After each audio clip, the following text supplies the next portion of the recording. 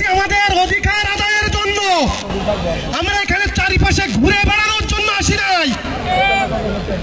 আমি বলবো বিজেপি না বিডিআর, বিজেপি না বিডিআর, আপোষ না সংগ্রাম, আপোষ না সংগ্রাম, ঢাকা না দিল্লি, ঢাকা না দিল্লি। আমি আমার বিডিআর ভাইদের বলবো আমাদের যে কর্মসূচি, এখানে যে কর্মসূচিতে এসেছি সেই কর্মসূচি পালন যতক্ষণ পর্যন্ত না হবে আমরা ঘরে ফিরবো না। আপনারা কি রাজি আছেন? শোনা যায় না ভাই, শোনা যায় না। আপনারা কি রাজি আছেন?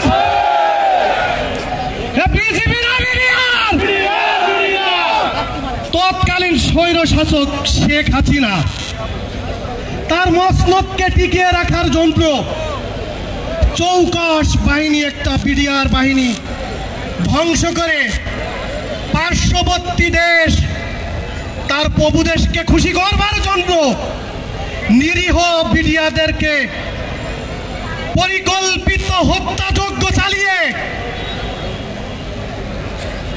সাজা প্রদান করেছে বিদ্রোহী আইনে। এটা কোনো বিদ্রোহী নয়, বিদ্রোহী সংজ্ঞা আপনারা জানেন, এটা পরিকল্পিত হত্যাযজ্ঞ। আমরা চাই সুষ্ঠু তদন্তের মাধ্যমে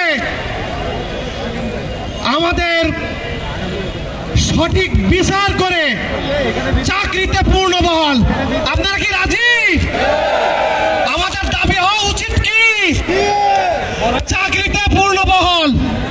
সেই সাথে আমার যারা জেলবন্দি ভাইরা এখনো 16 বছর মানবতার জীবনযাপন করছে কারাগারের মধ্যে, তাদের অচিরেই মুক্তি দিতে হবে।